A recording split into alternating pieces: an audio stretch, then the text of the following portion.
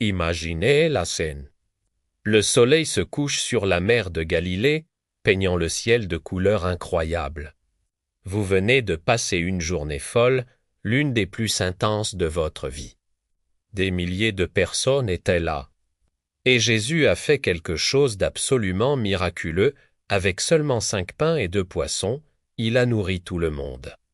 L'énergie était électrique, tout le monde était stupéfait. Maintenant, la foule est partie, et il ne reste plus que vous et vos amis, les disciples. Jésus vous dit qu'allez, prenez la barque et traversez le lac. On se retrouve de l'autre côté, il part seul dans la montagne pour prier, et vous montez à bord. Au début, tout va bien. La traversée est calme, vous discutez encore de cette journée de dingue.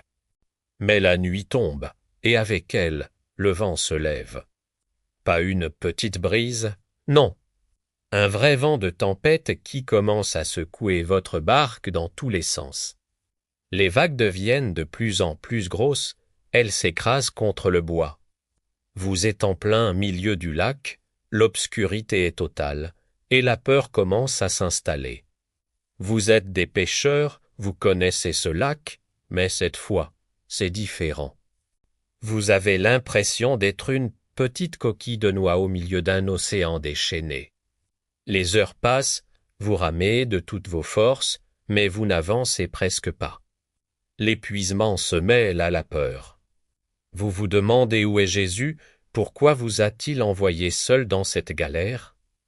Et puis, au cœur de la nuit, vers 3 ou 4 heures du matin, quand vous êtes au bout du rouleau, vous voyez quelque chose, une silhouette au loin, qui marche sur l'eau. Oui, vous avez bien entendu, qui marche sur les vagues comme si c'était un trottoir. Votre première réaction, la panique totale. Ce n'est pas possible, c'est un fantôme, une hallucination due à la fatigue et à la peur. Vous criez, vous vous agrippez les uns aux autres. L'ambiance dans la barque passe de la peur de la tempête à la terreur pure et simple. C'est dans ce chaos que vous entendez une voix calme et familière qui perce le bruit du vent et des vagues. N'ayez pas peur, c'est moi, c'est Jésus, le soulagement est immense. Mais il est immédiatement remplacé par une stupéfaction totale. Comment est-ce possible? C'est là que Pierre, toujours le plus impulsif, le plus passionné du groupe, prend la parole.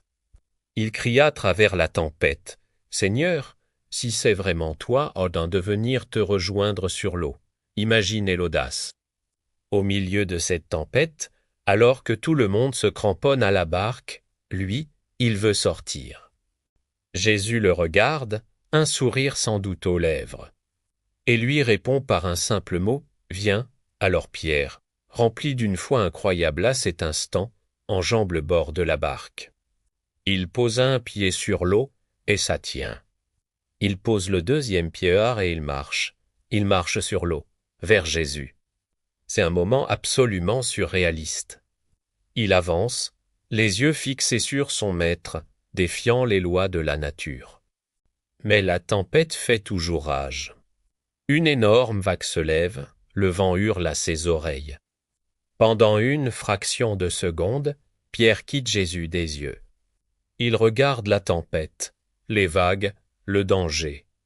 Et à cet instant précis, le doute s'installe dans son cœur, la peur revient en force, et il commence à couler. Il s'enfonce dans l'eau glacée et crie de panique, « Seigneur, sauve-moi » Immédiatement, sans une seconde d'hésitation, Jésus tend la main, l'attrape et le tire hors de l'eau. Alors qu'ils sont encore tous les deux debout sur les vagues. Jésus lui dit, non pas avec colère, mais avec une sorte de tristesse, « Douce homme de peu de foi, pourquoi as-tu douté ?»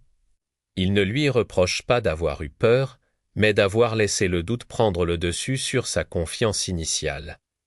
Ensemble, ils retournent vers la barque. Dès que Jésus y met le pied, le vent tombe instantanément. La tempête s'arrête net, le lac redevient calme, comme si rien ne s'était passé. Le silence qui suit est assourdissant. Les autres disciples, qui ont assisté à toute la scène, sont sans voix. Ils ne sont plus juste impressionnés, ils sont bouleversés au plus profond d'eux-mêmes. Ils se prosternent devant Jésus et disent « Vraiment, tu es le Fils de Dieu ». Ce n'était plus seulement un maître ou un prophète pour eux. Ce jour-là, ils ont compris qu'il était bien plus que ça. Alors, qu'est-ce que cette histoire nous dit aujourd'hui, à nous? D'abord, elle nous montre que même au milieu de nos propres tempêtes, que ce soit le stress des examens, les problèmes avec des amis, l'anxiété pour l'avenir, Jésus est là, parfois. On a l'impression qu'il est loin, qu'il nous a laissés nous débrouiller seuls dans la galère, comme les disciples dans leur barque. Mais il veille, et il vient vers nous, même de la manière la plus inattendue. Ensuite, il y a l'exemple de Pierre. C'est facile de le juger en disant qu'il a douté. Mais il est le seul qui a eu le courage de sortir de la barque. Cette histoire nous invite à oser, à avoir une foi audacieuse. Mais elle nous rappelle aussi que notre foi est fragile. Comme Pierre, dès qu'on quitte Jésus des yeux pour se concentrer sur nos problèmes, sur les vagues de notre vie, on commence à couler. Le secret, c'est de garder les yeux fixés sur lui. Et le plus beau dans tout ça, c'est que même quand on doute, même quand on coule, Jésus ne nous laisse pas tomber. Il tend la main, toujours.